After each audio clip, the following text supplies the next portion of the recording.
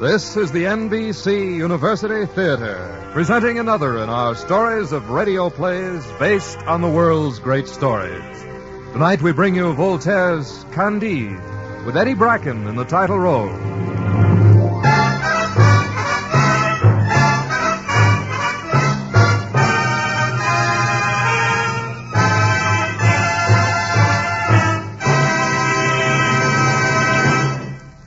Some called Voltaire godless, some called him good, some found him wicked, but no one found him dull. And of all his works, the one which best illustrates this point is the one you will hear tonight. Another in our series of dramatizations of great stories, Voltaire's Candide.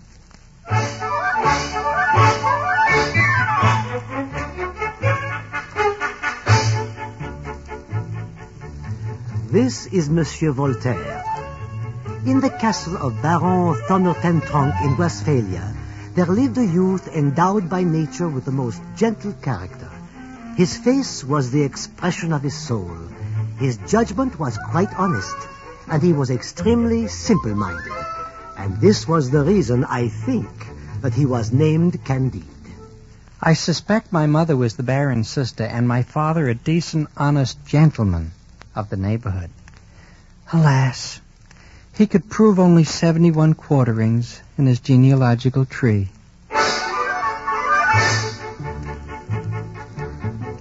Now, Baron of Thundertentronckh was one of the most powerful lords in Westphalia, for his castle possessed a door and windows. His great hall was even decorated with a piece of tapestry, and most important, the Baroness weighed about 350 pounds and was therefore greatly respected. Her daughter, Cunegonde, was rosy-cheeked, fresh, plump, and tempting. The tutor, Pangloss, was the oracle of the house, and Candide followed his lessons with all the candor of his age and character. Pangloss taught metaphysical, theologio, cosmologiology. Eh, Dr. Pangloss? Metaphysical, theologio, cosmologiology. There is no effect without a cause, and this is the best of all possible worlds. Then this is the best of all possible castles. It cannot be otherwise. Since everything is made for an end, everything is necessarily for the best end. Then all is well, Dr. Pangloss. Nonsense, Candide. All is not well. No? No. All is not well. All is for the best in this best of all possible world.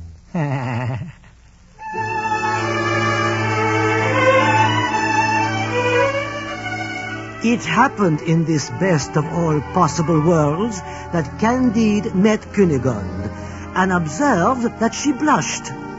Candide also blushed. Good morning. Good morning, Cunegonde.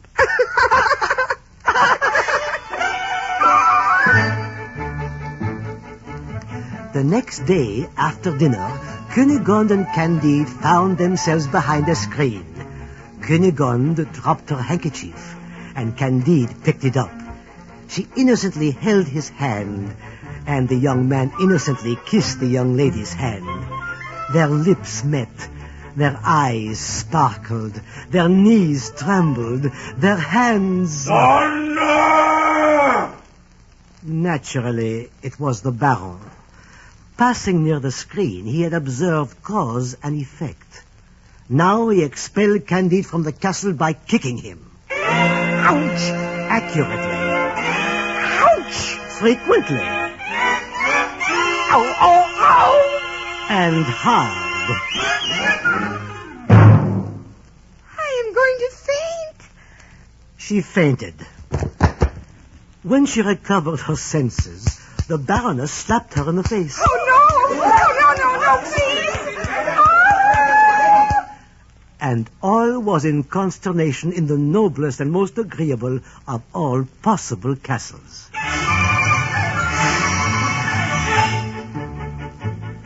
And so Cunegonde wailed, the Baroness screamed, Baron Thunder Ten Tronckh kicked hard, and Candide was expelled from the earthly paradise, rubbing his pride.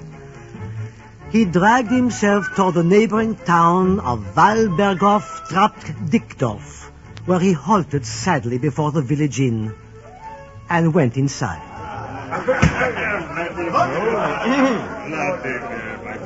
Comrade. There's a well-built young man. Just the right height, I would say. I think so, too. Sir. Do you mean me? I do. Will you have dinner with us? Dinner? Oh, gentlemen, you do me a great honor. Not at all. I have no money to pay my share. Ah, sir, persons of your figure and merit never pay anything. I see.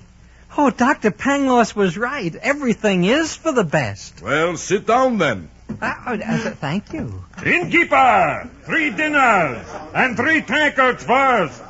Tell me, sir, have you heard of the king of the Bulgarians? No, gentlemen, I'm ashamed to say I have not. He is the most charming of kings. You must drink to his health. Oh, gladly, sir. 3 tankards of the best, gentlemen. Thank you, innkeeper. A toast. A toast? To the king of the Bulgarians. Of course, to the king of the Bulgarians. Drink deep.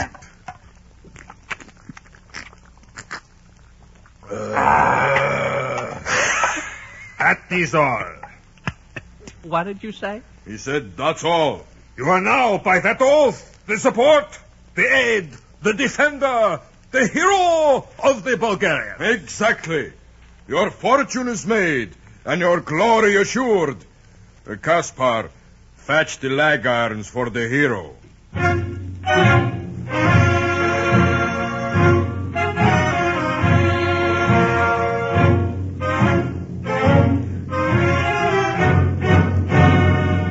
They immediately put irons on his legs and dragged him off to a cell. Stand up, prisoner. What do you want with me? We give you a choice. Yes, you can exercise your free will. Either to be lashed 36 times by the whole regiment, or to receive 12 lead bullets in your brain. Which do you prefer? Are men's wills free? Of course! Then I want neither. Oh, no. You are free to make a choice. A choice of the bullets or the lash. Very well. I choose the lash.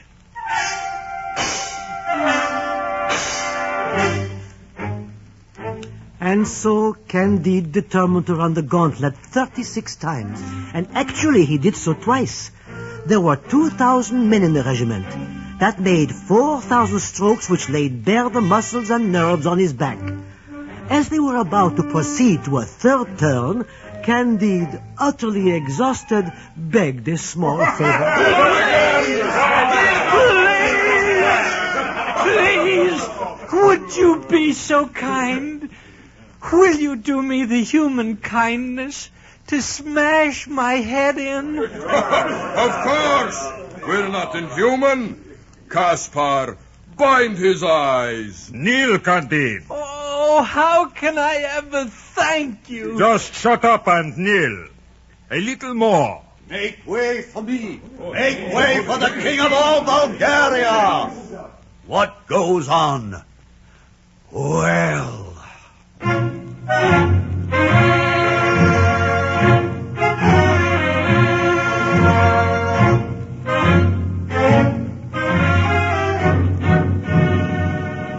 They told the king, and being possessed of vast genius, the king of Bulgaria perceived that Candide was a young metaphysician, very ignorant in worldly matters. Unbind him. Do as I say. Ah, that's better. Rise, Candide, you are free.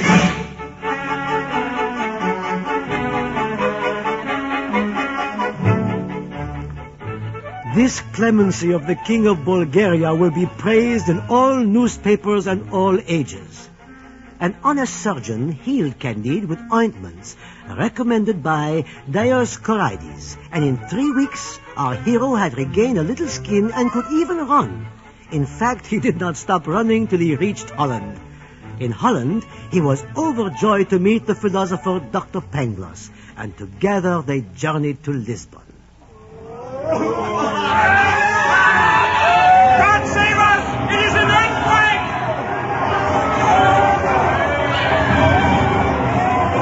Dr. Pangloss, it is the last day of the world! What can be the sufficient reason for this phenomenon, Candide? I don't know. Let's get out of here. Candide! Candide! Where are you? Here, Dr. Pangloss. Are you dead, Candide? I think so. Then it must be for the best. Alas, Dr. Pangloss, get me a little wine and oil. I am not dead. I am dying. This earthquake is not a new thing. True, Dr. Pangloss, but I am dying. There must certainly be a train of sulfur underground. Nothing is more probable, but for God's sake, a little oil and wine. What do you mean probable? I maintain that it is proved. Oil. Yet all this is for the best.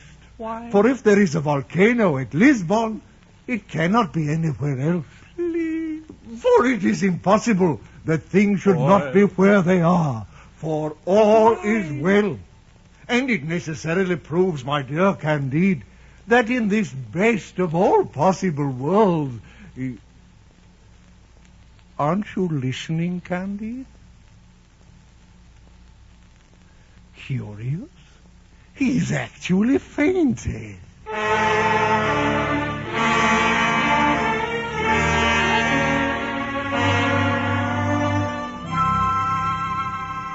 Well, after the earthquake, which destroyed 3/4 of Lisbon, the wise men of that country decided that the sight of several persons being slowly burned in great ceremony is an infallible secret for preventing earthquakes. Now, among others, they seized Pangloss and Candide. Candide was flogged in time to the music, and Dr. Pangloss was hanged, although this is not the custom. Oh, my son, you're all covered with blood. Am I? Oh, you're quivering from head to foot. I can't help it. If this is the best of all possible worlds, what kind of worlds are the others? Eh? Let it pass. Oh, my dear Pangloss, the greatest of philosophers. You don't say. Hanged. Looks it, doesn't it? Why? Why was it done? Now that's a question. Why? Hanged, and I don't even know the reason why.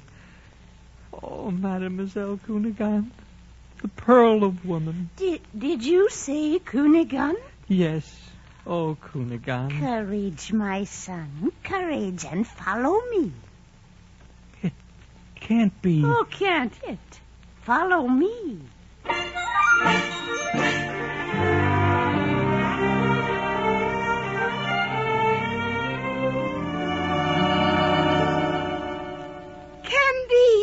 Cunegonde. Darling. Beloved. Dearest, dearest Candide.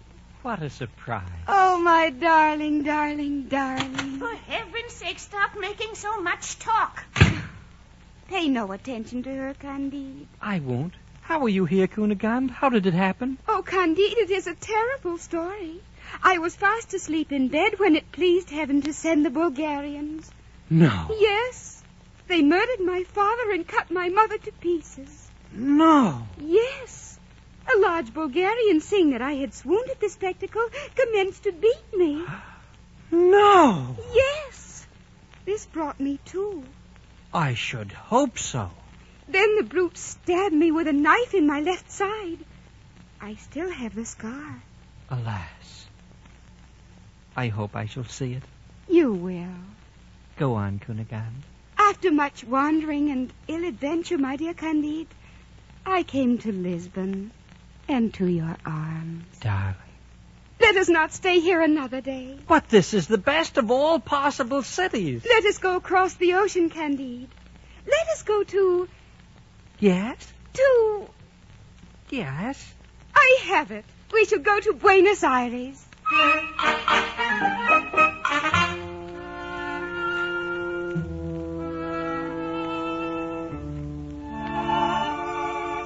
They finally arrived at Buenos Aires and went to call on the governor, Don Fernando del Barra y Figueroa y Mascareñas y Lampudos y Souzas.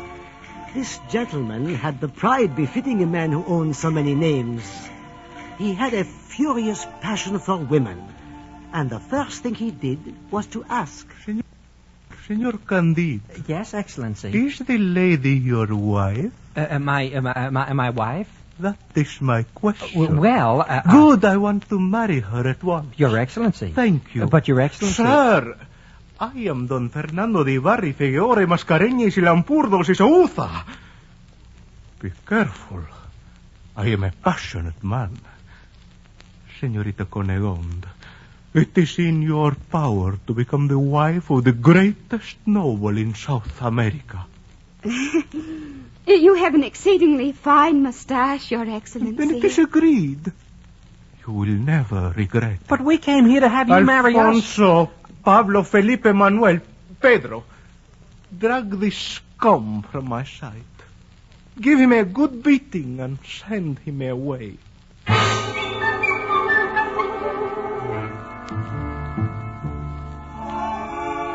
Alas, Candide was forced to quit Buenos Aires, while his heart beat in anguish for the fair Cunegonde. He wandered throughout South America until he came to the fabulous land of El Dorado, where pebbles of gold lay untouched in the streets and small children played with diamonds and other precious stones. But here he found an old man. I am 170 years old. You don't look a day over 90. Thank you, my son. Have a drink from this diamond cup. Oh! I see you like all Europeans. You have an inconceivable lust for the pebbles and mud of our land, and it'd kill us to the last man to get possession of them. Yes, you are right about us. Tell me, sir, what is your religion? We have the religion of everyone else. We adore God from evening until morning. Well, do you adore only one God? Manifestly. There are not 2 or 3 or 4. Forgive me. But where are your priests? My friend, we are all priests. You mean you have no monks? No. We have no one to teach, to dispute, to govern, to intrigue, and to burn people who do not agree with them. If only my friend Dr. Pangloss could have lived to see El Dorado. He would have loved to see you, and all this gold and precious stones. Poor Candide. If you like this yellow mud and these stones, scoop 'em up. We'll give you a sheep to carry 'em. Take as much as you want. My fortune is made. How can I thank you? Don't bother. We'll load 50 sheep with gold, precious stones, and diamonds. And I shall ransom Cunegonde. She'll be mine again, old man. I will rescue her from a faith worse than... Don Fernando de Barria Figueroa y Mascareñas y Lampudos y Souza. It was on the tip of my tongue. Goodbye, old man.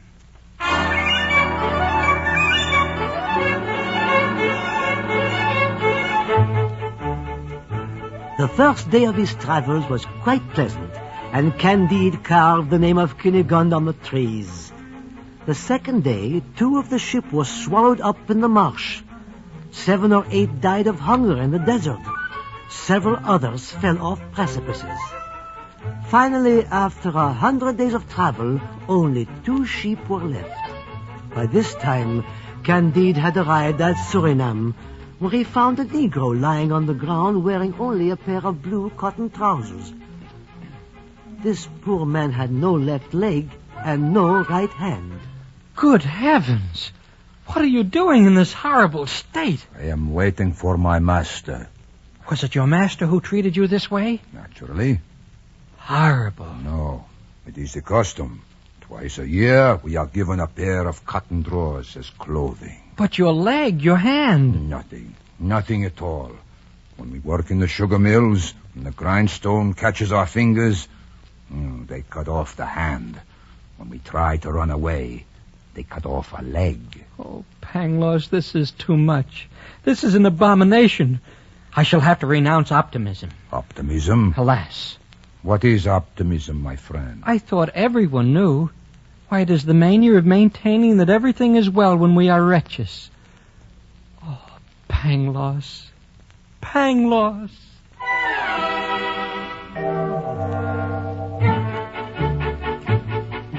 Thus sighing, Candide went in search of Mademoiselle Cunegonde. But instead of finding her, he lost much of his wealth and was carried by ship to France, where, as in the rest of Europe, the chief occupation is making love. The second, scandal-mongering, and third, talking nonsense. Candide shook his head and sadly asked a man called Martin the question that was on his lips. Monsieur, I am very sad. To what end was this world formed? To infuriate us. Have men always been liars and cheats and traitors, monsieur? Have they always been weak and cowardly and gluttonous and fanatical? Do you think sparrowhawks have always eaten pigeons? Oh, yes, of course, monsieur. Well, if sparrowhawks have always possessed the same nature, why should you expect men to change theirs? Oh, but there is a great difference. Free will, Pangloss said. Excuse me, monsieur. You are ill. Let me get you something. I'm afraid so. I think you'd better get me a doctor right away.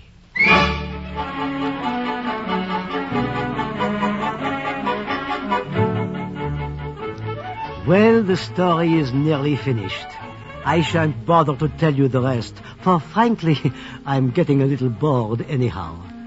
It is enough to say that in the house of a Transylvanian prince on the shores of Propentis, Candide was miraculously reunited with Cunegonde, who was now a blear-eyed old woman hanging out clothes on a line.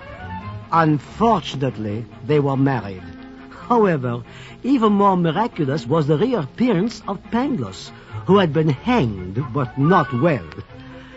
After they had embraced for the 100th time, they met a famous dervish who was supposed to be the best philosopher in all Turkey. Shall I speak to him, Pangloss? No, I'll speak to the famous dervish. Sir!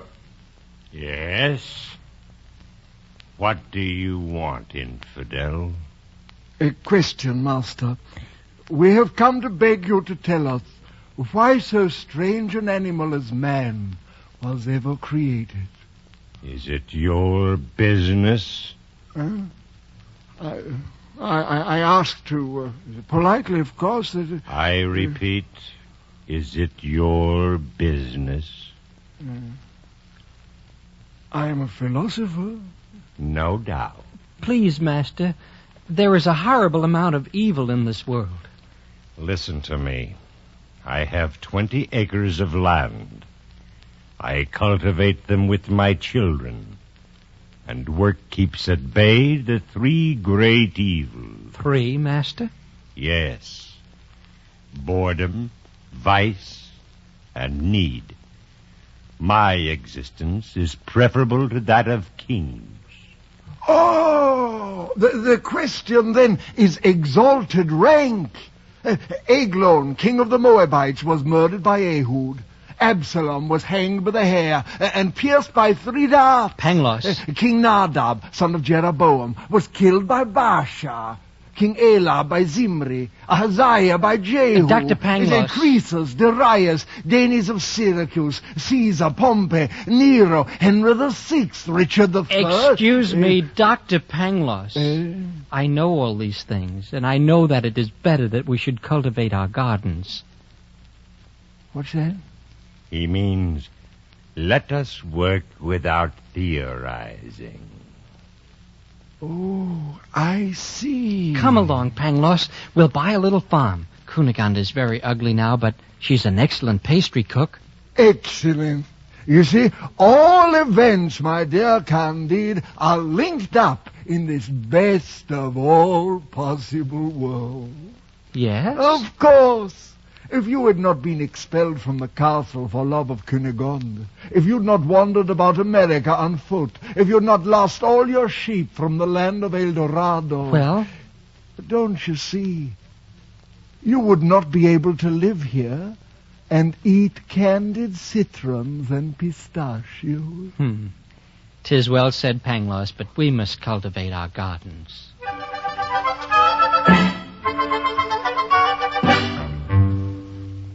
Candide, Yes, my dear? where are you going? Oh, out for a game of cards with the boys. Again? It's the first time, You and brute. But yes, my dear. Don't my dear me. No, my dear. You don't love me anymore, Candide. Oh, I didn't You say- abuse me behind my back. Oh, you not me. prefer the innkeeper's company to mine. Oh, that's you not- track your dirty feet over my nice new kitchen floor. You never tell me anymore how nice I look. Oh, but you do. You never tell me anything. There's no... I wish I were dead. But I wanted to... I wish I'd been killed by the Bulgarians. There, Cunegonde. Oh, don't you touch me, you brute.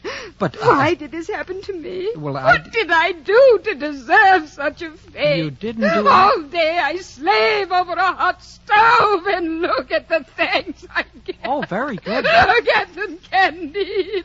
Oh, I hate you. But- I loathe you. I wish you were dead, Candide. I wish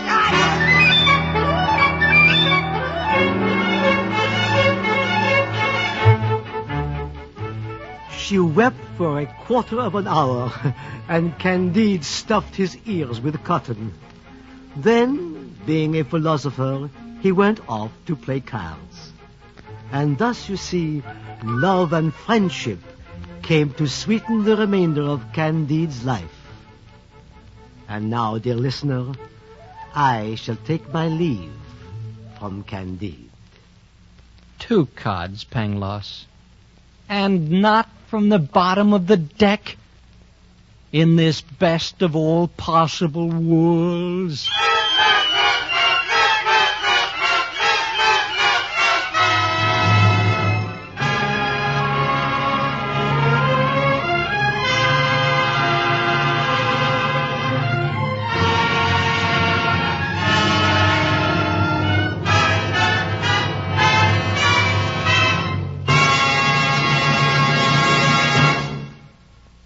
The curtain of the NBC University Theater falls on Voltaire's Candide, another in our series of radio plays based on the world's great stories.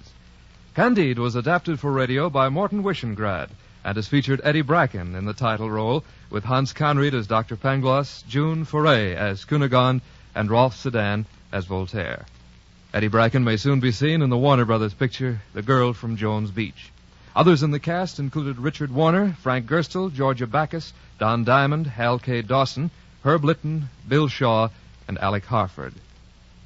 We invite you to listen again next week when the NBC University Theater presents Joseph Schildkraut in Peter Ibbotson by George de Maurier.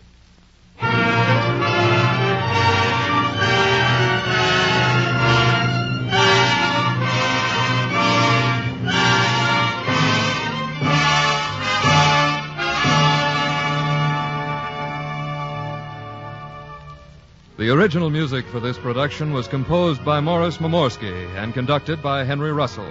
Your director was Max Hutto. Productions of the NBC University Theater will be used during the academic year in conjunction with a course in American fiction under a college by radio plan at the University of Louisville.